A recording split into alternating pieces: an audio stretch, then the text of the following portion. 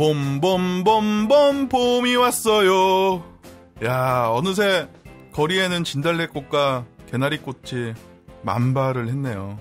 벌써 봄이 돌아왔습니다. 2015년 첫 봄과 함께 돌아온 시중잡담 30회 이제 시작하도록 하겠습니다. 안녕하십니까. 시베리아 횡단열차에 마음을 싣고 있는 이춘삼 PD입니다. 네, 안녕하세요. 뭐 다음 주 떠나신다면서요. 일단은 뭐 일정만 지금 알아보고 있는 상황이고요. 네, 지금 뭐 돈이 없으니까 최소 경비로 갔다 올 수 있는 방법을 지금 모색하고 있는 상황입니다. 아니, 그래서 IS를 생각하는 건 아니겠죠? 아니, 멀쩡히 있는 사람을, 나는 그냥 시베리아 횡단 열차를 타고 그냥 갔다 오겠다는 건데 사람을 이렇게 IS 입대를 시키려고 그러세요? 응? 집도 주고, 월급도 주고, 남자한테는 또, 네. 이 얘기하면 좀 또 안 되겠구나. 아무튼. 뭔데요? 남자한테 뭐도 주고. 뭘 줘요? 남자한테 주는 거. 뭐 줘요? 결혼도 시켜주고, 뭐 그런다는데. 결혼은 제 인생에 딱 한 번으로 좋게요. 좀 한 일이 없어. 지금 만족하고 살고 있습니다. 예, 그렇군요. 그렇죠. 아니, 뭐 저를 갑자기 해외 취업을 시키시려고 그러세요. 그러게, 얼마 전에 그 청와대에 계신 우리 높으신 여사님께서 한마디 하셨잖아요. 대한민국 청년이 텅텅 빌 정도로 중동에 보내라. 이게 바로 그건가요? 취중생 중동 이민설. 그러니까. 박 대통령께서 네. 설마 IS를 생각하는 건 아니겠죠? 아무튼 요즘 청년 취업이 진짜 심각해지다 보니 네. 제2의 중동 붐 일으키라 뭐 이런 얘기를 하시는데 네. 그것 때문에 해외 취업에 눈 돌리는 사람들이 생각보다 많긴 하더라고요. 우리나라가 달러가 모자른가요? 그 예전 박통 시절에도 독일에 광부와 간호사로 억지로 이민을 시켰잖아요.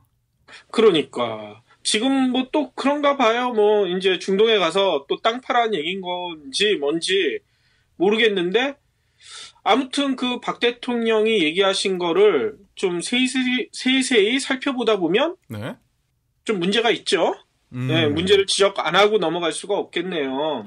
이러다가 조만간 남산의 부장님들과 서빙고의 간부들이 찾아오는 건 아닌지 모르겠습니다. 이거는 뭐 저만 얘기하는 게 아니라 모든 취업 전문가가 공통적으로 지적하는 거기 때문에 큰 문제는 없을 거라고 생각하고요. 예전 박통 시절에도 막걸리 마시면서 한마디 했다가 서빙고로 끌려간 사람이 얼마나 많은데 괜찮으시겠어요? 그 시절은 아니니까. 알겠습니다. 아무튼 그 박 대통령이 얘기하신 거를 좀 살펴보면 일단 중동에 가라는데 우리가 그냥 단순히 생각하는 것처럼 뭐 건설이나 뭐 이런 쪽만 생각하시는 게 아니라 보건, 의료, 정보통신 등 뭐 이런 고급 일자리 기술을 가진 사람들이 중동에 많이 가야 된다. 뭐 이런 얘기를 하신 것 같아요. 네네. 중동의 건설붐이나 이런 게 새로 일어나고 있으니까 거기에 고급 건설 기술을 가진 그런 인력들도 많이 진출해야 된다. 이런 얘기를 하셨는데 가장 큰 문제는 뭐냐면 이런 전문직들은 국내에서도 구인난이에요. 사람을 구할 수가 없어. 굳이 중동까지 갈 필요도 없어요. 미국이나 일본, 뭐 유럽 이런 선진국에서도 이런 사람들은 나가기만 하면 팔려요. 왜 그러세요? 굳이 왜 중동까지 가냐고. 그 IS 때문에 어찌 될지도 모르는데. IS는 사람을 납치시켜서 입대를 시키는 게 아니에요. 납치도 한대요, 간혹. 아니, 글로벌 인재를 양성하시겠다는 우리 박통 각하의 그 말씀을 왜 곡해를 하고 그러세요? 지금부터 말씀하시는 거는 이국명 부장님의 개인적인 소견임을 저는 미리 밝혀둡니다. 본 방송의 취지와 전혀 상관이 없음을 말씀을 드립니다. 알겠습니다. 박 대통령이 얘기한 대로 이런 기술을 가진 사람들은 또 솔직히 손에 따져보면 진짜 손가락에 꼽을 정도로 숫자가 적다는 거예요. 우리나라 청년 실업 문제가 거의 100만에 육박하는데 그렇죠. 박 대통령이 얘기한 사람이 거론한 그런 인재가 10,000명이나 될까요?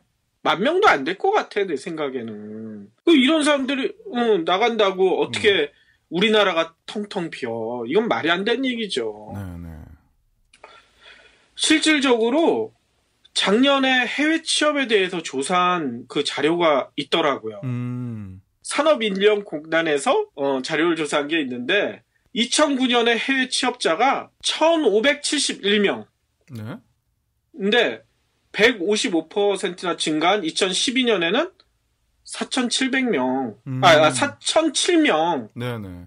겨우 4,000명인 거야, 4,000명. 응? 지금 청년 실업이 100만에 육박하는데, 네. 4,000명, 5,000명 내보내서 뭘 어떻게 하겠다고. 응? 그래도 국내에서는 취업이 어려우니까 아예 그냥 해외 취업에 눈을 돌리는 학생들도 많더라고요. 그러니까요. 아까 잠시 언급했던 그 대통령 직속 청년위원회에서 19세에서 39세 네. 취업 창업 준비자들을 대상으로 설문조사를 했어요. 네. 그랬더니 10명 중 7명이 해외에서 취업을 하거나 창업할 의사가 있다. 이렇게 밝혔던 거예요. 네. 그거 보니까 런던이나 프랑스 같은 국가에서는 아예 스타트업을 자기네 도시에 유치를 하려고 노력을 많이 하고 있어요, 또. 그러니까요. 방금 이춘삼 PD가 언급했던 영국뿐만 아니라 일본도 그렇고 미국도 그렇고 능력 있고 창의력이 뛰어난 인재는 어디든지 환영을 받고 있습니다. 그렇기 때문에 해외 취업의 기회는 생각보다 넓어요. 네. 직종도 우리가 일반적으로 생각하던 사무, 서비스직뿐만 아니라 IT, 의료, 그다음에 뭐 기계, 금속, 전기, 전자 등 분야가 상당히 늘어나고 있고요. 그다음에 특히나 난 학벌이 딸려가지고 해외 취업 가능할까? 이런 고민도 안 하셔도 돼요. 지난해 전문대를 졸업하고도 해외 취업에 성공한 사람이 119명이나 된대요. 생각외로 많네요. 생각보다 많죠. 갑자기 5년 전에 서울신문에 다니는 모 선배하고 술을 마시면서 나눴던 이야기가 있는데 우리 영등포에 용접학원 다니자. 같이 기술을 배워서 호주나 뉴질랜드에 이민을 가자. 아, 용접공으로? 네, 그러니까 저는 다이빙도 할 수 있으니까 수중 용접까지 해가지고. 수중 용접? 그러면 사실 진짜... 우리나라에서는 좀 노가다로 폄하를 받지만 해외에서는 그런 전문 기술인으로서 또 인정을 받는, 리스펙! 받는 뭐 그런 게 있다고 하더라고요. 그렇죠. 의외로 미국이나 이런 데에서 그 직종별 월급을 따져보면 튀는 직종이 하나 있어요. 뭔지 아세요? 뭔데요? 의사랑 교수랑 동급이야. 배관공. 아. 배관공의 월급이 의사랑 교수랑 동급이에요. 그 정도로 대우를 받고 있다는 거죠. 아, 그래서 슈퍼마리오가 그렇게 인기가 있었군요. 그 얘기 내가 하려고 그랬는데. 네. 아무튼 이렇게 직종도 넓어질 뿐만 아니라 방금 얘기한 대로 취업할 수 있는 국가도 생각보다 많아요. 그런가요? 네, 2007년에서 2011년까지 우리나라 사람들이 해외 취업에 성공한 국가를 살펴보니까 우선 가장 가까우니까 중국이 1위긴 하더라고요. 중국이 3,489명. 어이쿠. 그 다음에 일본이 1,876명. 그 다음에 호주 1,770명, 캐나다 1,401명 이런데 의외 나라들도 있어요. 방금 좀 전에 이제 박 대통령이 얘기했던 그 중동의 아랍에미레이트 이게 439명이나 나가 있고요. 그러니까 미국보다 많아요. 미국은 314명인데 아랍에미레이트에 해외 취업한 사람이 439명이니까 거의 100명 가까이가 더 많은 거죠. 그리고 싱가포르도 있고요. 또 중동 국가인 카타르도 있고 카타르도 157명이나 해외 취업을 했습니다. 아, 그렇군요. 근데 이걸 뭐 좀 믿을 수 있는 차트인가요? 생각 외로 좀 적네요. 원래 해외 취업 숫자가 아까 얘기한 대로 2012년에도 4,000명밖에 안 되니까 이게 숫자가 적을 수밖에 없는데요. 네네. 앞으로는 점점 늘어나고 있는 추세니까 일단 해외 취업 이렇게 늘어나고 있는데 진짜 이런 국가들 가도 되느냐 좀 의심도 들고 좀 걱정도 되고 그럴 거 아니에요? 대통령 직속 청년위원회가 유명한 해외 국가 10개를 선정을 했어요. 요거를 살펴보시면 여러분들이 해외 취업 혹시 관심 있는 분들은 이 중에 나는 어느 국가에 가야 되겠다 좀 도움을 받을 수 있을 것 같은데요. 가장 먼저 꼽은 국가가 유럽에서 최강 국가 어딜까요? 유럽의 최강 국가는 러시아? 러시아 간다고 또. 예, 요즘 유럽을 이끌고 있는 독일이 가장 먼저 꼽혔어요. 이 독일은 방금 얘기한 대로 경제나 산업 성장세가 견고하고 2025년까지 전문 인력을 한 500만 명 정도 필요한 걸로 파악되고 있어요. 그러니까 500만 명 중에 독일 자체 내에서 해결할 수 있는 인구가 얼마 안 될 테니까 해외 취업을 적극적으로 받아들이고 있는 나라이기도 하고요. 그래서 취업 비자 발급 조건도 최근에 완화됐대요. 외국인 취업이 용이하다는 얘기겠죠. 네네. 특히 독일에서 원하는 해외 취업 인력은 IT, 기계, 자동차, 엔지니어링. 네. 뭐 독일이 강점을 가진 그런 산업이겠죠. 이쪽에 기술을 가지고 계신 분들은 독일로 해외 취업 한번 고려해 보셔도 좋을 것 같고요. 제가 알고 있는 거랑 좀 틀려서 저는 깜짝 놀랐어요. 제가 런던에 있을 당시에는 독일의 취업난 때문에 다 런던으로 넘어온 친구들 제가 많이 만났었는데 다시 좀 시장이 좋아졌나 보네요. 그렇죠. 독일이 요즘은 가장 잘 나가죠. 유럽 경제를 이끌고 EU를 주도하고 있잖아요. 네. 푸텐탁의 나라, 맥주의 나라, 소세지의 나라. 맥주만 생각나죠. 네. 그렇죠. 소세지랑. 그리고 또 독일과 붙어있는 나라가 하나 있잖아요. 오스트리아. 오스트리아는 방금 얘기한 대로 이춘삼 PD가 얘기한 대로 실업률 때문에 유럽 국가들이 대부분 힘들어하는데 네? 실업률이 EU 최저랍니다. 2014년 5월 실업률이 4.7%. 우리나라 실업률은 몇 %라고요? 우리나라도 공식 실업률은 4.1%인가 그래요. 공식 실업률. 하긴 뭐 인구도 틀리니까 뭐. 네. 네. 근데 뭐 이쪽에서는 아마 이게 실질 실업률을 얘기하는 것 같아요. 그러니까 4.7%면 상당히 낮죠. 거의 완전 고용에 가깝다. 네. 이렇게 생각을 해도 되는데 이런데도 원래 오스트리아가 땅덩어리도 좁고 인구가 적으니까 외국인 고급 인력 유치를 적극적으로 추진하고 있대요. 그렇기 때문에 전문 기술을 가지고 있다 하면 생각보다 독일처럼 취업 비자 획득이 쉽대요. 그리고 그렇군요. 의외로 오스트리아가 유럽의 중심에 있잖아요. 국내 기업이 많이 진출해 있어요. 그러니까 국내 기업의 도움을 받을 수도 있고요. 네. 유망한 직종으로는 물류, IT, 유통과 함께 또 특이한 게 피고 있어요. 요즘 뜨는 셰프, 요리사. 네. 오스트리아 음식이 맛있나 봐요. 저도 안 먹어봐서 모르겠지만 네. 독일은 별로 맛이 없던데 옆에 있는 오스트리아 맛있나 봐. 아무튼 요리사도 취업 유망 직종으로 꼽히고 있습니다. 그렇군요. 뭐 마스터 셰프 뭐 이런 데 한번 지원을 해서 좀 커리어를 인정을 받아야 되나? 그러게요. 네. 그리고 또 꼽히는 나라 중에 하나가 뭐 이건 나라라기보다는 홍콩이 꼽히고 있는데요. 홍콩이요? 예. 홍콩은 이게 아마 그 대통령 직속위원회에서 우산혁명 전에 꼽은 거라 약간 지금은 변화는 있을 것 같아요. 네, 그렇겠죠. 네. 우산혁명 다음에 조금 안 좋아졌다는 얘기가 있는데 아무튼 그 당시 이제 자료를 살펴보면 2013년 실업률이 여기는 더 나죠. 3.3%. 이건 거의 완전 고용이라고 봐야 되겠죠. 네네. 그리고 홍콩은 취업 비자를 얻기도 쉽고 연장하기도 쉽대요. 그래서 홍콩에 취업하는 게 생각보다 어렵지 않다는 얘기를 하고 있고요. 특히 우리나라 6대 교역국으로 꼽히고 있잖아요. 네, 그럼요. 그렇기 때문에 한국인에 대한 선호가 상당히 있다고 합니다. 그래서 이 홍콩에서는 금융, 호텔, 외식업, 물류 이런 업종에서 한국인 수요가 상당히 있다고 하니까 이런 기술을 가지고 계신 분들은 좀 참조하시면 좋을 것 같아요. 아무래도 뭐 현지 기업보다는 우리나라가 홍콩에 진출 기업에 대한 니즈가 더 크겠네요. 뭐 그렇기도 하고요. 네. 또 현지 기업들도 한국인들을 꽤 쓴다고 합니다. 그러니까 잘 살펴보시면 좋을 것 같아요. 네. 그리고 혹시 또 우산혁명에 대해서 잘 모르시는 분들도 계실 수 있으니까 간단하게 설명을 해주세요. 훅 들어오네. 뭐 쉽게 얘기하면 홍콩 민주화 운동이라고 봐야 되는데요.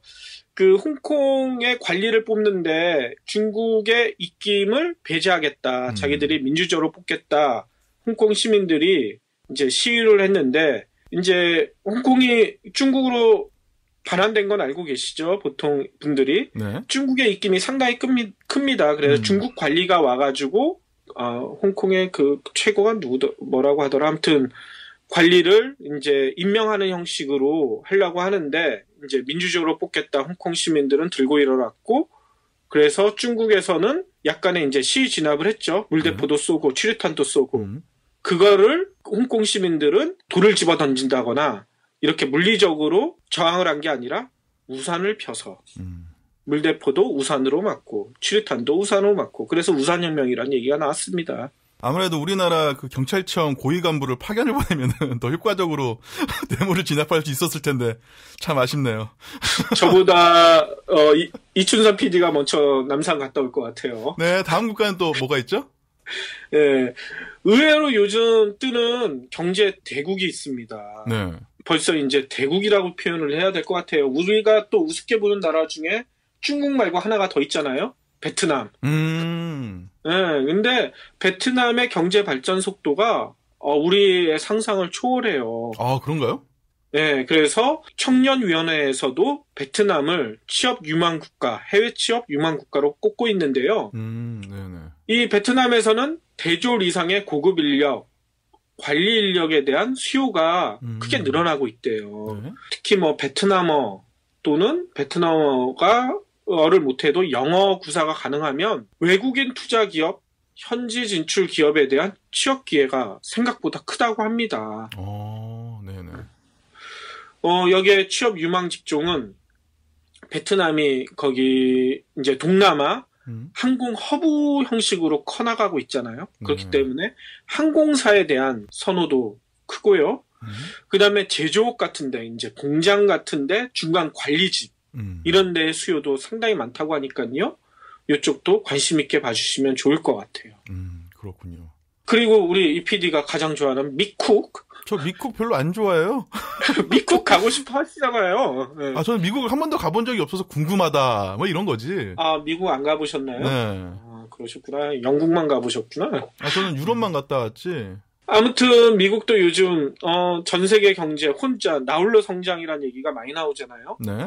그렇기 때문에 실업률도 상당히 낮아지고 있고 외국인 그 해외 취업 인력에 대한 수요도 커지고 있다는 얘기가 많이 들려요. 그렇기 때문에 뭐 영어 실력은 어느 정도 갖췄다 하면 뭐 인턴을 통해 취업하는 사례가 요즘 크게 늘어나고 있다고 합니다. 네네. 특히 국내 기업의 현지 법인 설립이 활발하기 때문에요. 뭐 국내 기업 현지 법인에 취업하시는 것도 생각보다 괜찮고요. 또 미국에서 선호하는 우리나라 인들은 IT, 특히 시장 조사나 데이터 분석, 그다음에 디자인, 엔지니어링, 뭐 이쪽 기술 가신 분들을 선호한다고 해요. 이 때문에 이 미국 뭐 한번 고려해 보시는 것도 좋을 것 같습니다. 네. 그리고 우리 바로 옆에 있는 나라 일본. 네. 일본은 묘해도 일본에 가서 돈 벌어오는 건 괜찮죠. 일본 돈을 싹쓸이 해오는 건 상관없습니다. 일본 뭐 오늘 독도 도발 또 하고 있던데 뭐 그거랑 상관없이 가서 일본 돈을 싹 쓸어와 버리면 되는 거니까. 뭐 일본도 유명한 해외 취업지로 꼽히고 있는데요. 특히 일본이 참 의외예요. 일본 그 IT 기술이나 이런 것들이 우리나라가 훨씬 발달돼 있다. 이런 일반인들도 그렇게 생각하고 계시잖아요. 그래서 그런지 우리나라 IT 프로그래머나 이런 분들에 대한 인력 수요가 상당히 많대요. 그래서 뭐 기계 설계나 뭐 이런 것까지 합쳐서 한 50만 명 이상의 IT 인력 확보를 추진하고 있대요. 네네. 그 중에 한 45만 명을 우리나라 사람들이 싹 휩쓸어서 일본 엔화를 딱 가지고 왔으면 좋겠네요.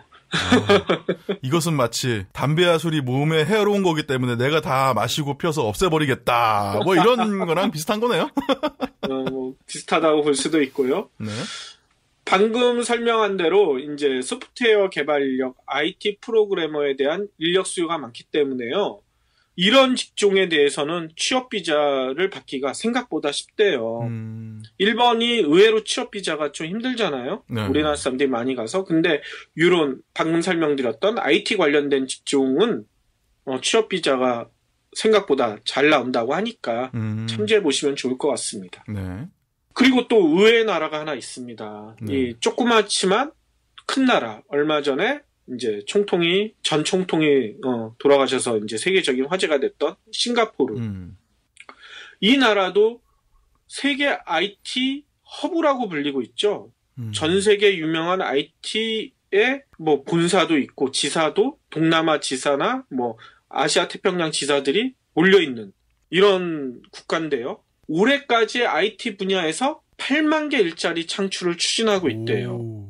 이 싱가포르 인구에 비하면 엄청난 숫자죠. 8만 그렇죠. 개면. 네. 특히 우리나라 인력에 대한 인지도가 높아가지고요. 아예 현지 리크루팅 기업에서는 한국인 채용 전담팀을 보유하고 있다. 그래요? 네. 그래서 얼마 전에 그 싱가포르 관련된 대사관 분을 만났더니 한국인 채용을 하기 위해 한국에서 채용 박람회도 매년 개최하고 있다고 하니까 그것도 인터넷에 쳐보시면 나옵니다. 한번 참조해 보시면 좋을 것 같아요. 그리고 많은 사람들이 가보고 싶어하는 호주. 캥거루의 나라. 캥거루의 나라. 이 호주도 연간 20만에서 40만 명이 숙련 노동자 이민을 받고 있대요. 네. 아까 이춘삼 PD가 얘기했던 용접공 이런 분들 호주 가면 잘 팔립니다. 네, 배관공 이런 분들도 많이 없대요. 그러니까 그런 기술 가지신 분들도 괜찮을 것 같고요. 또 호주는 워킹 홀리데이 체류가 2년이나 가능하대요. 그렇기 때문에 그렇죠. 2년 동안 뭐 자기가 일을 하면서 공부도 하고 언어 습득도 하고 뭐 이런 기회를 가질 수 있으니까요. 호주 쪽 뭐 해외 취업도 한번 고려해 보시면 좋을 것 같고요. 그 다음에 이제 결국 나오네요. 네? 박 대통령이 가라고 이제 얘기했던 여기는 짧게 넘어갈게요. 아랍에미리트랑 카타르도 네. 취업 비자가 받기 쉽다고 합니다. 그러니까 한번 생각들 해보세요.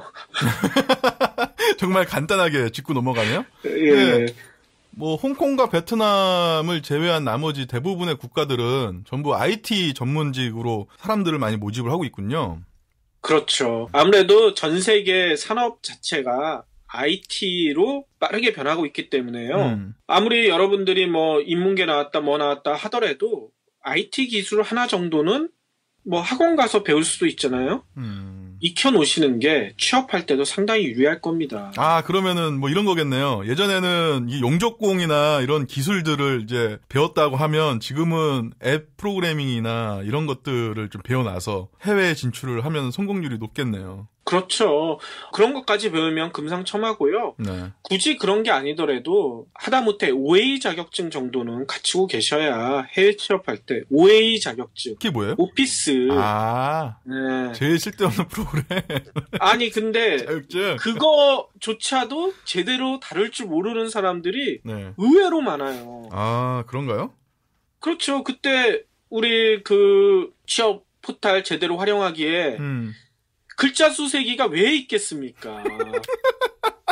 OA, 오피스를 제대로 다룰 줄 아는 사람이 글자 수세기를 못한다는 게 말이 안 되잖아요. 네. 근데 포탈에서 그거를 제공할 정도면 그것조차 못하는 사람들이 의외로 많다는 겁니다. 제가 고등학교 때 처음 딴 자격증이 워드 프로세서 3급인가 2급이거든요. 아니 근데 그 워드프레스 상급이나 2급은 그냥 글자 빨리 치고 복사하고 이거면 끝이잖아요. 자격증 있으세요? 예? 자격증 있으세요? 자격증 없어도 EPD보다는 제가 잘할 자신이 있어요. 근데 제가 그때는... 말씀드린 거는 네. 엑셀이나 네. 파워포인트를 제대로 달 수 있어야 된다는 얘기인 거죠. 단순하게 워드를 얘기하는 게 아니라 엑셀에서도 단순히 계산만 하는 게 아니라 표 같은 거를 뭐 간단한 함수를 써서 뭐 계산한다거나 이 정도의 기술을 갖추고 있어야 해외 취업할 때도 도움이 된다. 또 파워포인트도 단순하게 텍스트만 붙이는 게 아니라 여러 가지 애니메이션이나 이런 걸 넣어가지고 좀 보기 좋게 눈길 끌 수 있게 만들 줄 알아야 된다. 이 얘기를 말씀드리는 거예요. 네, 지금 여러분은 저보다 MS 오피스를 더 잘 다루시는 이국명 부장님과 함께하고 계시는데요. 이렇게 해외 취업에 대한 문이 그 폭이 되게 넓어지고 있는 거는 뭐 글로벌 정세에 따른 건데 해외 취업에 좀 실패한 사례들이나 사기 당한 뭐 이런 것들도 좀 있을 것 같아요. 그러니까요. 요즘 해외 취업에 관심이 넓어지다 보니 이것도 또 묻지마 해외 취업을 하신 분들이 네? 생각보다 많은 것 같아요. 네. 제가 사례를 몇 개를 찾아봤더니 네. 뭐 이런 분이 계시더라고요. 서울 시내 사립대학 졸업 예정자인 뭐 여자 분이시래요. 이분은 아까 조금 전에 이제 우리가 몇 번째였죠? 8번째였나? 7번째로 소개해드린 싱가포르의 한 무역회사에 계약직으로 취업을 했는데 갔다가 2달 만에 보따리 싸고 다시 돌아왔대요. 그 이유에 대해서 물어봤더니 네. 이 취업을 알선한 중개업소에서는 월소득 200만 원, 회사 기숙사를 통한 숙식 보장 중요하잖아. 이것까지 한다고 했는데 네. 그리고 담당 업무는 그냥 구매자를 만나 제품을 설명하고 프레젠테이션 하고 뭐 이런 정도의 업무라고 했는데 실제로 가봤더니 월급은 깎았어. 네. 130만 원으로 70만 원을 깎은 거야. 네. 거기다가 기숙사 제공이라고 했는데 없어서 네. 미국인 부장 집에 얹혀 산 거예요. 눈치 보면서 퇴근해도 불편한. 그렇죠. 그리고 마케팅 업무 뭐 프레젠테이션을 할 거라고 했는데 뭐 전혀 뭐 그런 거엔 투입하지 않고 그러니까 제품 설명서 번역만 시키는 거예요.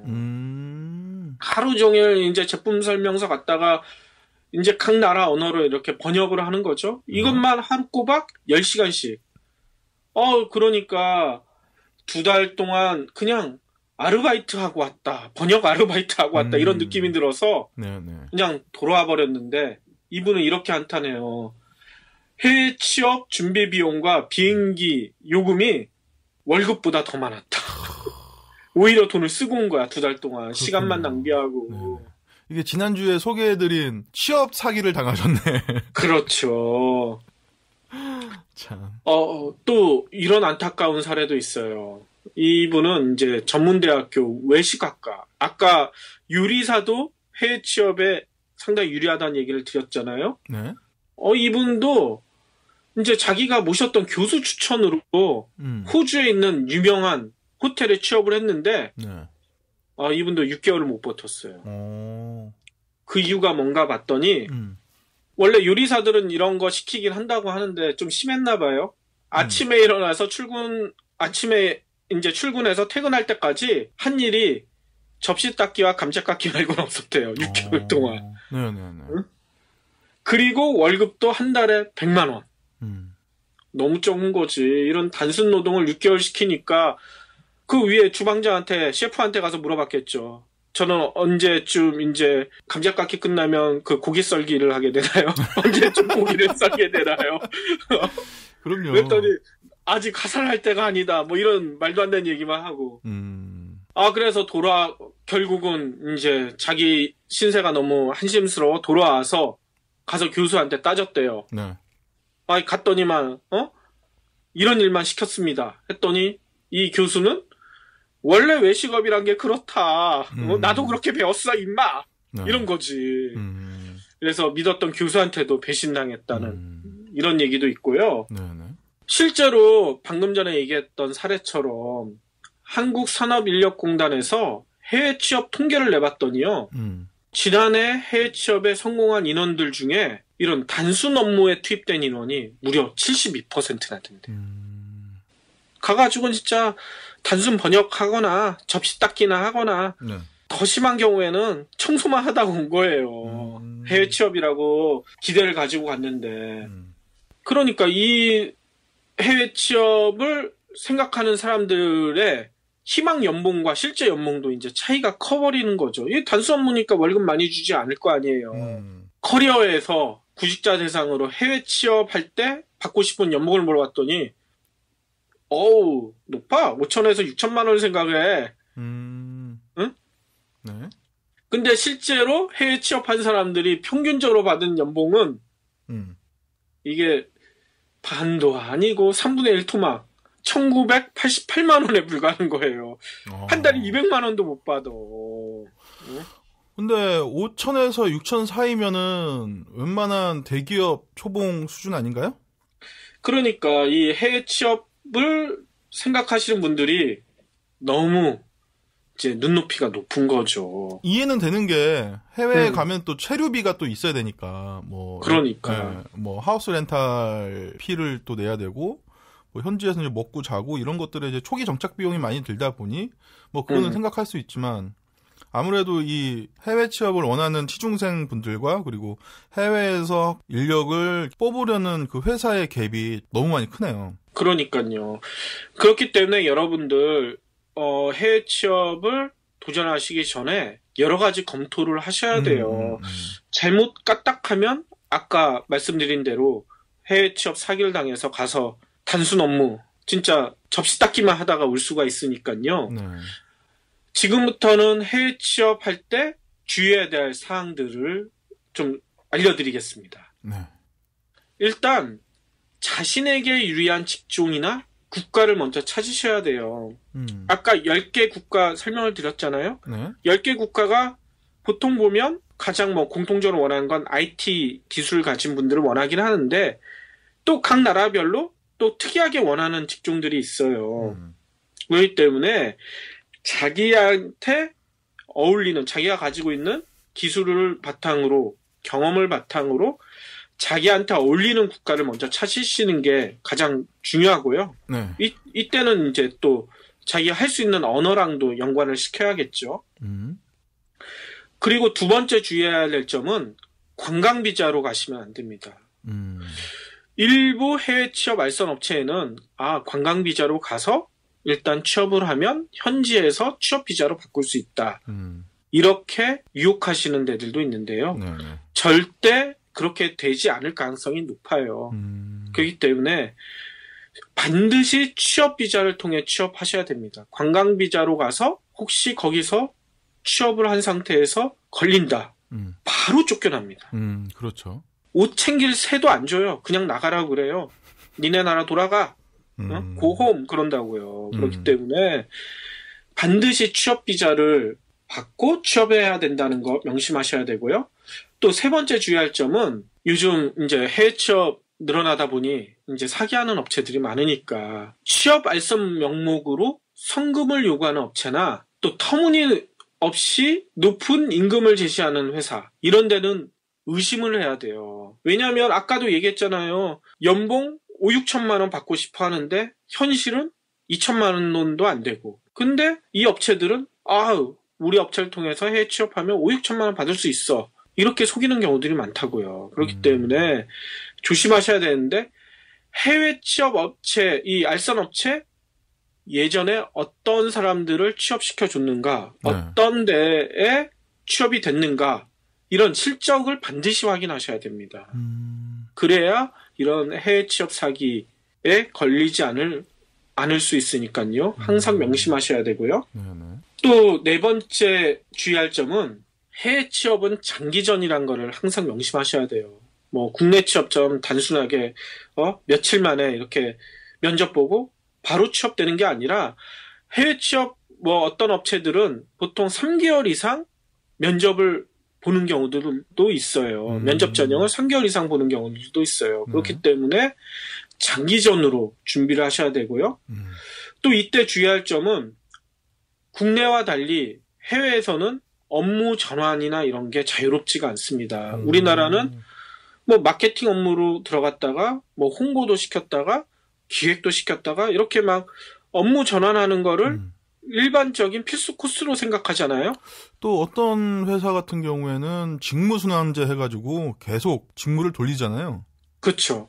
근데 해외 기업에서 이런 식으로 하는 데가 많지가 않아요. 특히 유럽이나 미국계 회사에서는 이런 게 전혀 없습니다. 한 번 들어가면 그 업무에 어울리지 않는다면 나가야지 직무를 전환시켜주는 경우는 흔하지가 않아요. 그렇기 때문에 해외 취업할 때 자기가 원하는 직종인지 직무인지 반드시 검토하셔야 되고, 또 혹시 해외 취업 알선 업체에서 일단은 이 직무로 가시고 한 3, 4개월 뒤에 전환이 될 거다, 이렇게 꼬드기는 데들도 있을 텐데 그런 말 절대 믿으시면 안 됩니다. 그렇군요. 네. 만약에 혹시나 뭐 자기가 원하는 직무 바로 얻기가 힘들다, 이럴 때는 차라리 인턴으로 들어가신 게 나아요. 인턴으로 들어가서 그걸 하시면서 정규직 전환을 노리시는 게 훨씬 더 유리하다는 말씀을 드리고 싶고요. 또 이런 것도 주의하셔야 돼요. 5번째 주의할 점은, 합격 통보를 받았다고 무작정 현재 다니고 있는 직장을 관뒀다가 진짜 낭패당합니다. 이게 근로계약서 쓰기 전까지 언제든지 그 업체에서 우리 사람 갑자기 인력 수요가 바뀌어서 너 못 뽑아 할 수도 있어요. 네네네. 이래서 낭패당하시는 분들이 의외로 있어요. 자기는 합격 통지서를 받고, 이메일로 합격 통지서를 받고 신나서 이제 회사에 마음에 안 드는 부장한테 가가지고 사표를 집어 던졌겠죠. 나 간다 그러면서. 근데 가가지고 이제 비행기표 끊고 가려고 딱 봤는데 이제 메일이 온 거예요. 갑자기 문제가 생겨서 합격을 취소합니다. 이제 낙동강 오리알 신세가 돼버리는 거지. 이런 경우도 있기 때문에 출국 일자, 근무 조건, 급여, 고용계약 같은 거를 반드시 확인하시고 그 다음에 출국 일자를 출국을 하셔야지 이런 문제를 안 당하실 수 있다는 얘기를 드리고 싶어요. 그렇기 때문에 아까 얘기한 대로 합격 통보 이메일로 왔다고 신나가지고 사표 던지기 전에 그 담당자와 반드시 전화로 통화하시는 게 좋아요. 진짜 이런 합격 통보를 받았는데 내가 해야 될 직무가 뭐고 그 전에 이제 알선 업체를 통해서 들었던 연봉이 맞느냐, 이런 거를 반드시 확인하셔야지 알선 업체 말만 믿고 했다가는 큰일 날 수 있으니까 주의하셔야 됩니다.